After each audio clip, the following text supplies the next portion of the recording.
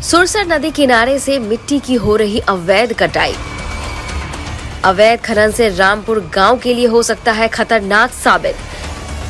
बरसात के समय में नदी से अधिक पानी आने से गांव में बाढ़ आ जाने की है संभावना। स्थानीय प्रशासन द्वारा बालू व मिट्टी के अवैध खनन पर रोक लगाने को लेकर नहीं की जा रही कोई कार्रवाई। रामपुर गांव के समीप सुरसर नदी में बड़े पैमाने पर अवैध रूप से बालू व मिट्टी खनन हो रहा है। दिन के उजाले में ही जेसीबी लगाकर मिट्टी की कटाई की जा रही है, लेकिन स्थानीय प्रशासन द्वारा बालू व मिट्टी के अवैध खनन पर रोक लगाने को लेकर कोई कार्रवाई नहीं की जा रही है।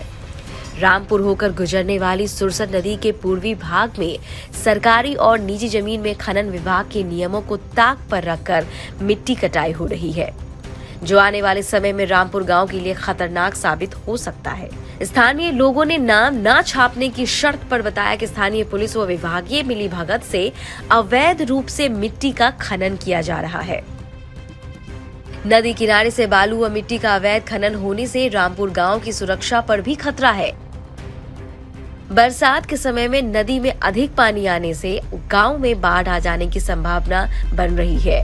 नदी में खनन माफियाओं द्वारा रेत खनन किए जाने से नदी का प्रवाह पथ प्रभावित होता है।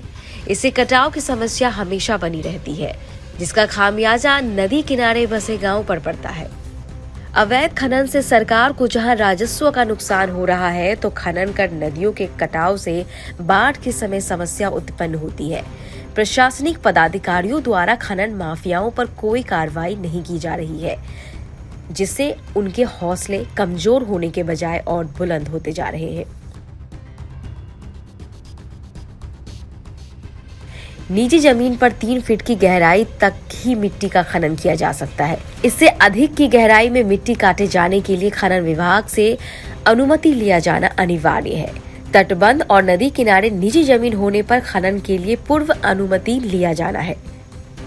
नदी तटबंध के 50 मीटर के दायरे में किसी भी तरह के खनन पर पूरी तरह रोक है, जबकि नियम को ताक पर रखकर अगर मिट्टी कटाई हो रही है तो खनन पदाधिकारियों को इस मामले में संज्ञान लेना चाहिए। एनएच बाईपास के लिए रेती जमीन से मिट्टी की कटाई हो रही है। खनन पदाधिकारी को 1 माह पूर्व ही इस बात की सूचना दी गई थी। एक कंपनी को उनके द्वारा लाइसेंस जारी किया गया था।